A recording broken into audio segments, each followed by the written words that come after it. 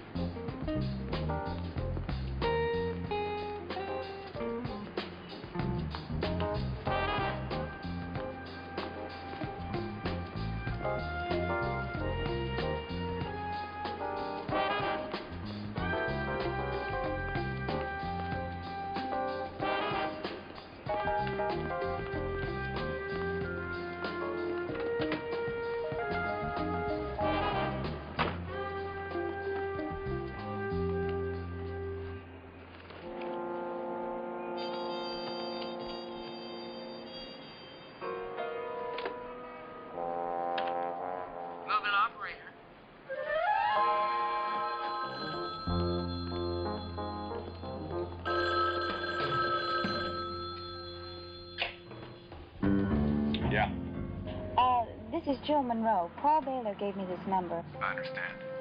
Oh, then you know about the Goldman case. Yes. And I've been alerted to help you in any possible way I can, Miss Monroe. Great. I'm at the corner of 8th and the Grand. Would you like me to come right down there? Yes, I think I've stumbled on something. I'm on my way. Thank you.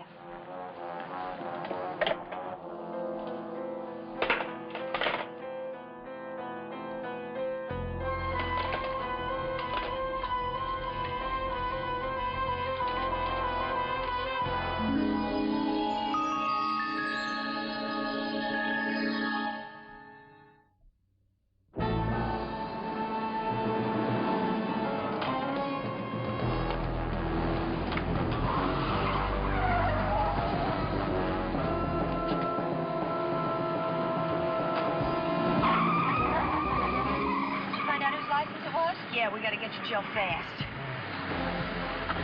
Hello, Mobile. Mobile operator, this is an emergency.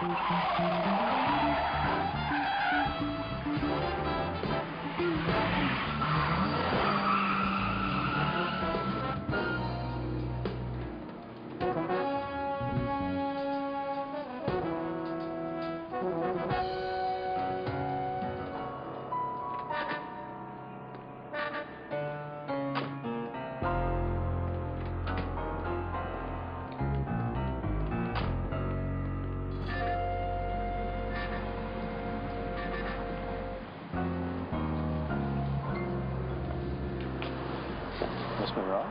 Yes? I'm Detective Sergeant Danner, and this is Detective Lembeck. Good. I appreciate y'all coming. You said that you stumbled on something.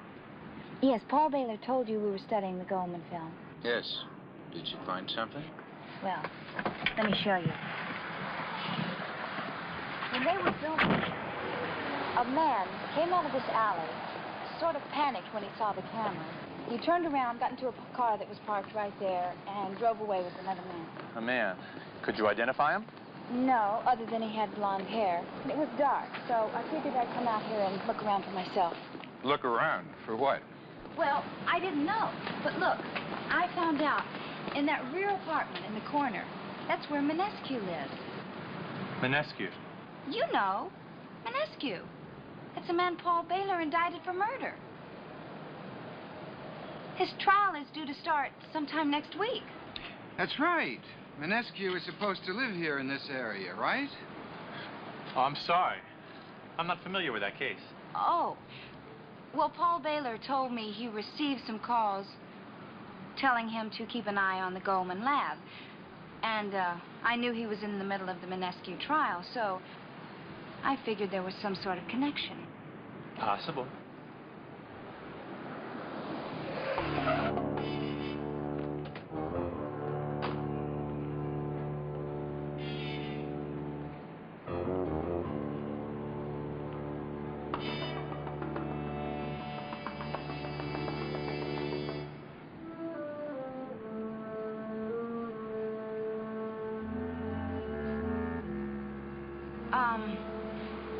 Well, the newspapers say that Minescu claimed the evidence was planted in his apartment. I'm not following you. Well, the blonde man, you know, I explained that when he was... Well, let me show you, okay?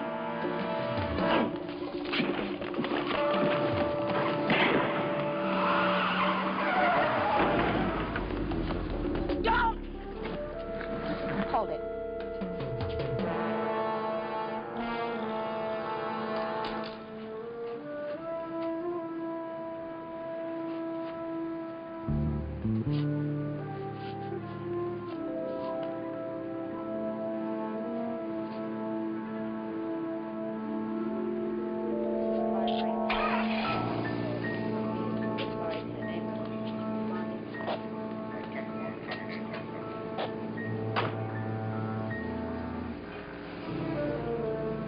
I'm sorry.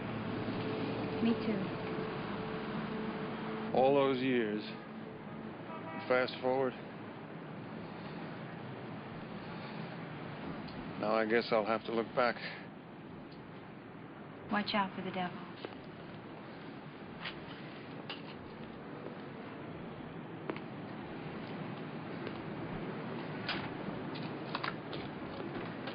Before you condemn Baylor, and us, remember, he's got the best damn conviction rate in the state.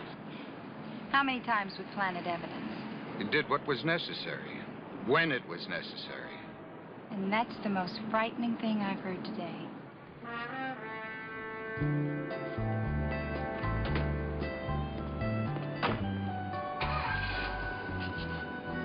You okay?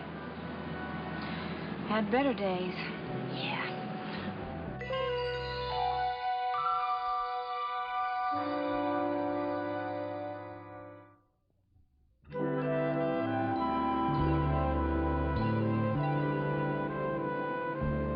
Jill, the anonymous phone calls Baylor claims to have received, there were none.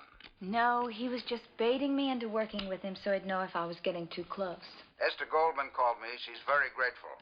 I take it she doesn't know about Marvin's cinematic indiscretions. Marvin's taken her on a short cruise. Hopefully by the time he gets back, the media will have moved on to some other form of current events. Since Marvin was so cooperative, there won't be any charges filed. By the way, Charlie, how's Millicent? Your fish. Still belly up, I'm afraid. What about the ichthyologist, Gloria? Oh, about the same. I'm still saying a prayer for her, Charlie. Gloria? No, Millicent. Gloria's prayers have already been answered by now. I'm doing my best to keep her faith intact.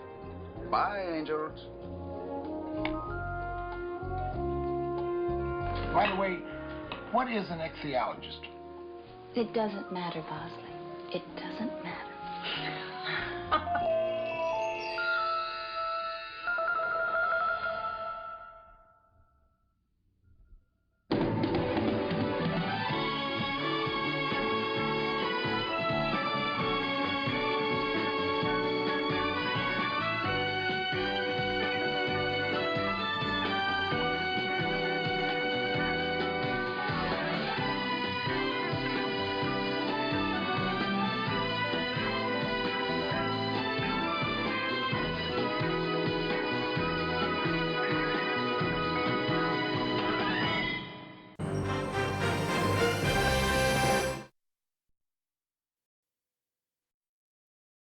Once upon a time, there were 3 little girls who went to the police academy.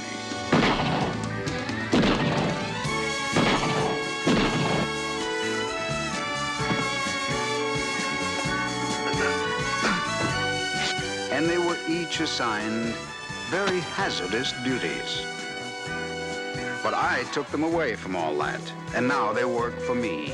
My name is Charlie.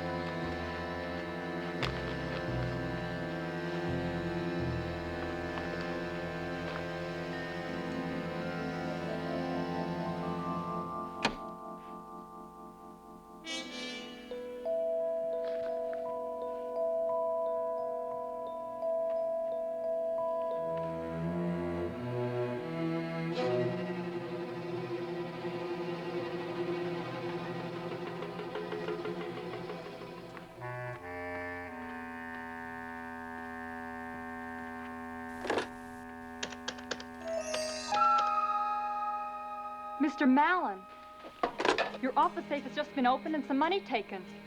Have you called the police? I didn't think you'd want me to. It was your wife, Mr. Mallon. What about Tina Mallon's background? She did some work as a bit actress, made about 10 commercials. She worked a lot when she was available, but she hasn't worked since she's been married to Mallon. I checked her with the police departments. No arrests, not even any outstanding traffic tickets. What was the last you heard from Sabrina? She followed Mrs. Mallon to a beauty shop and then to a department store. Mrs. Mallon picked out a fur coat, signed for it, and took it with her when she left. Didn't even leave it to be monogrammed on the lining. Hold on a minute, Charlie.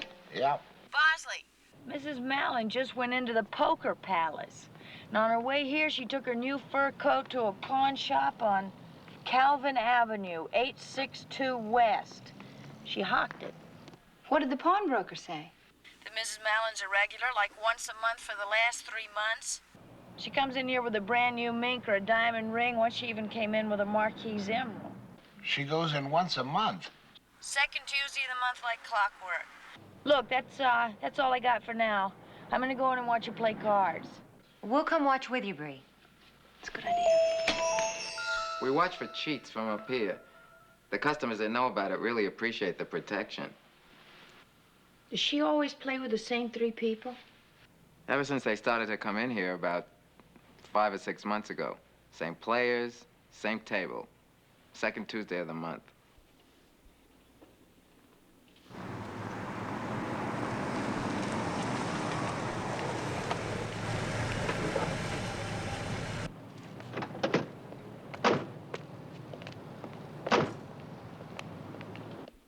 Have any idea how much money's in that game? That's none of our business. We just rent them the tables. So much a half hour. It looks rich to me. It does, huh? Here comes my ground-leveled recon team.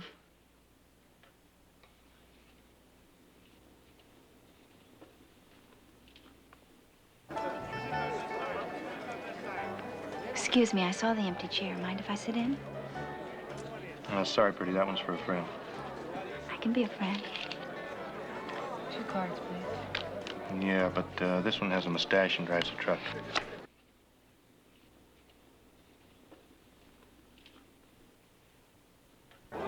Struck out. Maybe I'm not the world's best card player, but that lady, look at her. Tell me if the way she's playing makes sense to you.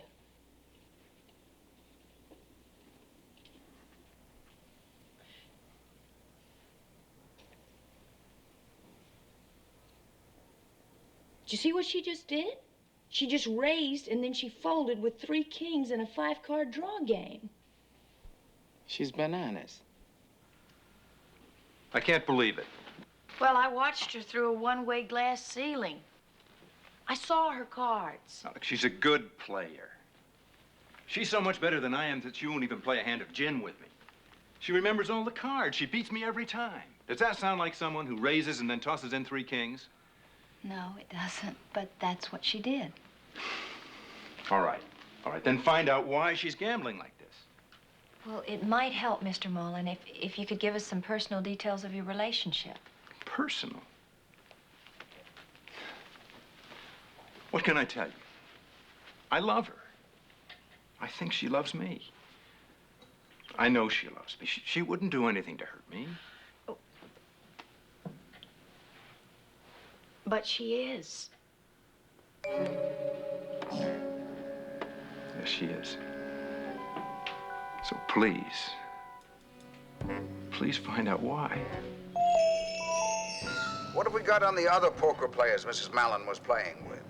I checked out the woman. Her name is Natty Samuels. She's married to Hugh Samuels. Now, he's another player at the table. The third player is Sidney Carver, a truck driver, L.A. to New York run. What about the Samuels couple? Well, they own a small boutique in Westwood, and he also works as a waiter in a French restaurant in Santa Monica. Considering Mrs. Mallon's losses, their financial situation makes no sense at all. The day after each game, they deposit only $1,000 to their account. Never more, never less. What about Carver, the truck driver? He deposits $1,000 too. What do you suppose happens to the rest of the money? We don't know. We have learned one thing that could tie Mrs. Mallon to Samuels and the truck driver. Mrs. Mallon was a dancer in the chorus line at... Mr. and Mrs. Samuels worked as a waiter and a waitress at... Sidney Carver makes weekly deliveries on Wednesdays too. The Versailles Hotel in Las Vegas. Which is the only person, place, or thing that they all 4 have in common. And if we were right in the beginning in thinking this was blackmail, the Versailles could be where it all started. If the blackmailer isn't one of the poker players, but somebody still at the Versailles, that explains what happens to the rest of the money Mrs. Mallon loses. Sid takes it to Vegas on his run and drops it off. Then you think the poker game is the way Mrs. Mallon pays her blackmail installments? Well, it's the only way her losing in those games makes any sense, Charlie. It also explains the Samuels and Sid only getting 1,000 of their winnings as a cut as collectors. All right. That's the trail we have to follow. You'll all have to go up to Vegas. Only problem is we don't have any real lead once we get there. Charlie, we've got to talk to Mrs. Mallon. Without that, we could spend 6 months in Vegas and come back with nothing but a suntan. There's more than a lot of people come back with. I'll call Mallon and tell him. And since we represent the insurance company that covers your husband, his office, and his corporation, the investigation of the robbery fell to us. It's ridiculous. Mrs. Mallon, your fingerprints were found on the inside of your husband's safe. Why would I rob my own husband? That's the question that we're here to get the answer for, Mrs. Mallon. Why did you? We think you're being blackmailed. That's even more absurd, Mr. Bosley. Mrs. Mallon, we know about the monthly poker games at Table 9 at the Poker Palace. Poker's legal in that county. Yes, it is. But good players don't usually lose. And you're a good card player. Anyone can have a streak of bad luck. I did. Mrs. Mallon, your husband's account is worth more to us than the money you've taken, so far. But not with a black cloud hanging over you. Unless you let us help you, we'll have no choice but to inform your husband, his company, and prosecute you for the $22,000 loss. You're blackmailing me, too.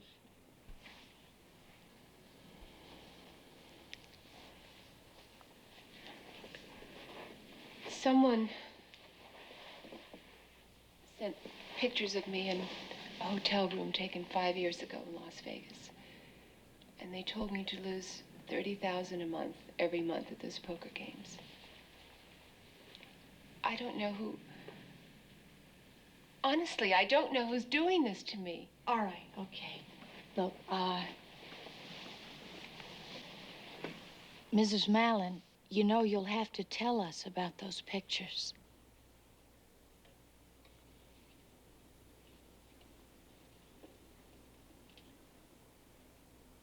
I was in a room with a man, and the lights were out. I don't know how anybody could have taken those pictures.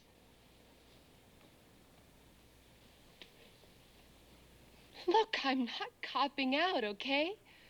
I did what I did. It's taken me months with the psychiatrist to be able to say that. I did what I did, but I was no tramp. I wasn't then, and I'm not now. I was alone. I was broke. I was up for a job in the chorus at the Versailles Hotel. The next opening was mine, but there was no opening. And every day passing is time. Time costs money. Well, mine just ran out. Anyway, a guy introduced me to a high roller who was looking for company for the evening. I went. And the high roller made me an offer that I couldn't refuse. Now, scratch that. I could have refused, but I was too dumb to refuse. When the sun came up the next morning, I had $500 in my purse. And feeling so dirty, I couldn't wash it off. I took the next flight out. Mrs. Mallon, do you remember the name of the man who introduced you to the high roller? Cass Harper. He runs the showroom at the Versailles Hotel. He thought he was doing me a favor. Big favor. I remember every rotten detail. Even the room number. 862. Room 862. Cass Harper, huh?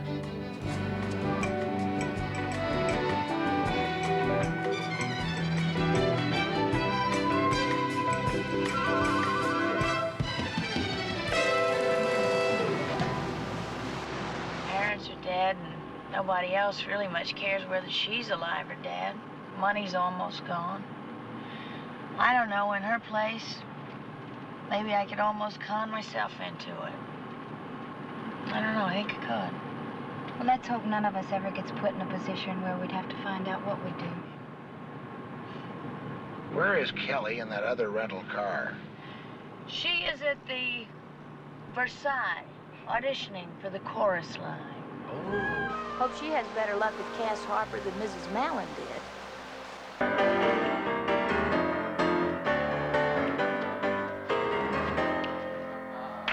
Hey, baby, I gotta tell you, you are a winner. You move like sheer silk in the summer breeze. You're out of sight, really. Do you know that? Well, do I have the job, Mr. Harper? Oh, no, it's Cass, sweetheart. I swear, if there was one, you'd have it. But you see, right now, wait a minute. There's a chick, Sheila. Right, she's supposed to be getting married soon. I'll tell you what, let me have a little talk with her and see if she's set a date yet. She goes, you're in. Is that fair? Can't ask for much more than that, can I? Baby, this town is full of beautiful broads who'd give an arm and a leg to have as much. Hey, look, they got looks, but they got nowhere near your talent. Now, you keep in touch. It's just a matter of time, you know?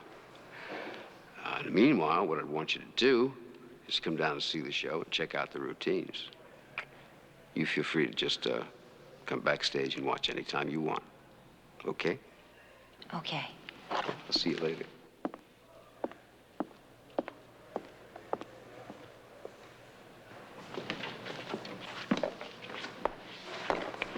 Excuse me, but you don't look dumb enough to believe that jive Kaz was laying on you. You mean he was lying to me? There isn't a job that's opening up?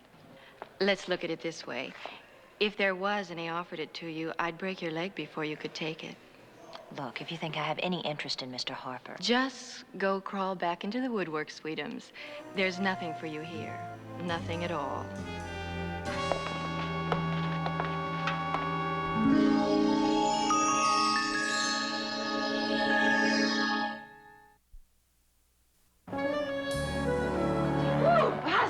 think you put a little too much garlic in there? No advice, please. When I cook, I do it alone. You eat that much garlic, you'll do everything alone. We'll all do everything. Do you really think I put in too much? Uh-huh. Hey, Jill, you think if we lobbied in Washington, we could get garlic declared an endangered species? Boy, I could find my way here from downtown with my eyes closed. Nobody has to eat this, you know. Good. Now, if Bosley went out hunting and shot this whole garlic for our dinner, we mustn't tease him. Sorry, Boz. Did you get to meet Cass Harper, Kelly? Oh, I met him. There was no way to avoid him. He slithered in, gave me the sugar baby honey pie routine, told me I had real talent, that there wasn't a job right now, but that the first one that opened up would be mine. He also said to be sure and come back.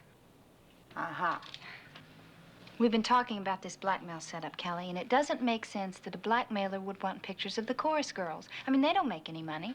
He'd want pictures of the men they were with. He just happened to luck out when Tina Mallon married a man with money. Jill, don't be such a female chauvinist. Why does a blackmailer have to be a man? Bet it is. Oh, so do I. But on principle, I resent the sexist presumption. Point well taken, Bosley.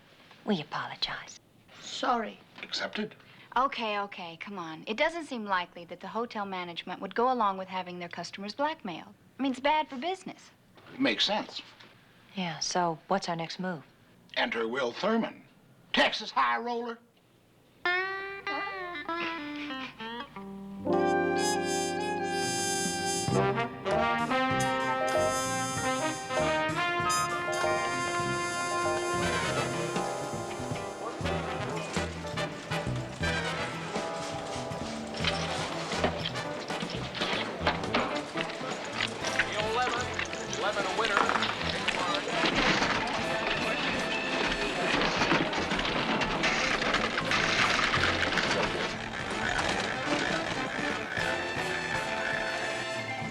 Howdy. My name is Will Thurman. That's my cashier's check for $50,000. This is my identification to prove I am who I say I am.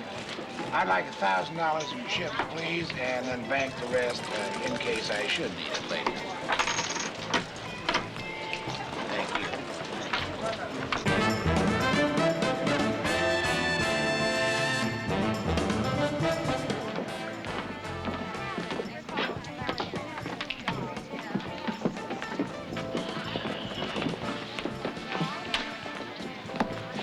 Well, look who decided not to do what she was told. Look, I need this job. Poor baby. I'll see you later. Hi, baby. Glad you could make it. Hi. How do you like the show so far? It's fantastic. I think I could learn all the routines in a couple of days. Oh, sure you can. I staged it myself. A little rehearsal, you'll be fantastic. Mr. Harper. Hiya, baby. Meet Kelly. Kelly, this is Elsbeth. Hi. Mr. Harper, I have to talk to you. Oh, sure. Am I ever too busy for you? Mr. Harper, look, I am running out of money, and you did promise me a place. And I will. Just trust me, will you, babe? I gotta split. I'll catch you later. Can we talk, Elspeth? Yeah, sure. What about? Well, it's kind of important, so now's fine, but not here. Okay? Come on. Sure. Cass is going to get a shock if he ever tries to put me on the street. Wow. I only know you two for 10 minutes, and I've gone from thinking you were a couple of weirdos to telling you my whole life story. Guess I'm kind of at the end of my rope. I guess I really just need someone to talk to. We're good listeners.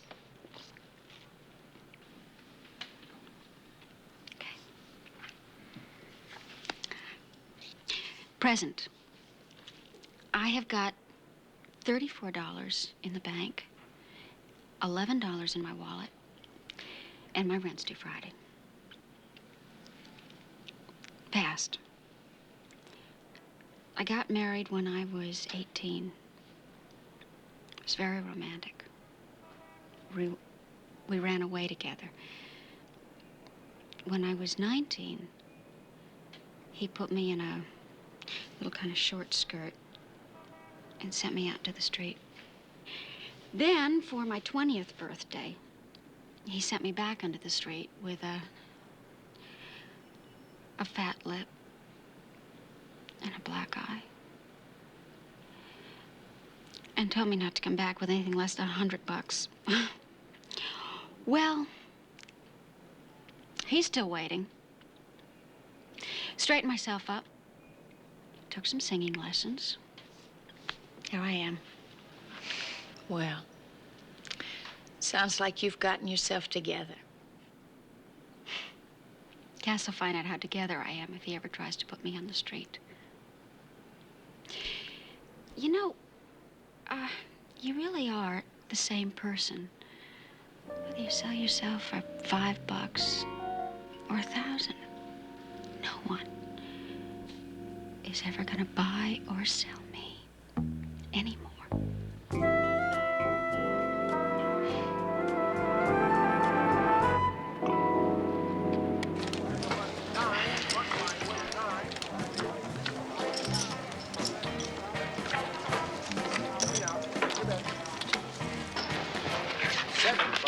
Winner. Pay the line. 9's a point. 10's winner, 10. 10's a point. 10's a winner. Feeling every roll. Game easy, bet it hard.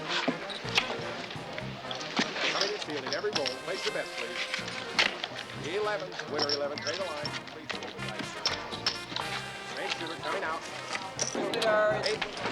Nowhere. Man, I think we got trouble. Really? What kind? There's a broad in here at one of the blackjack tables. She tried to crash our game at the Poker Palace. Yes, so? What makes it trouble? She's there saying she wants to play in our game, and she shows up here. That's not trouble. Come on, don't get paranoid, Sid. She's probably just a player. It's a coincidence. I mean, not that she's here, but that you'd remember her. You don't forget that kind of broad. Why don't you just buy her a drink and get acquainted? She's probably just crazy for you and followed you here. I'm telling you, Cass, bad vibes, man. Then, why don't you just take the broad out in the desert and ice her, Sid? Maybe I should. Just to be sure. Coming and feeling every roll.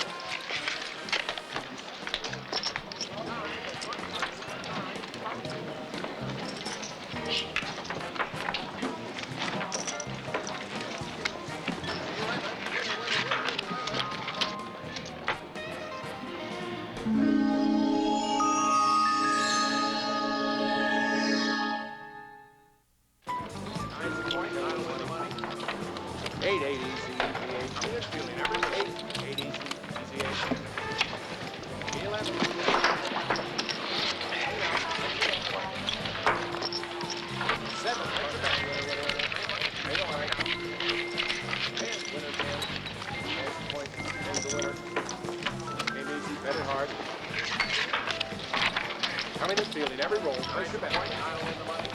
11. Winner 11. Pay the line. Coming and feeling every roll. Coming out. 11. 8.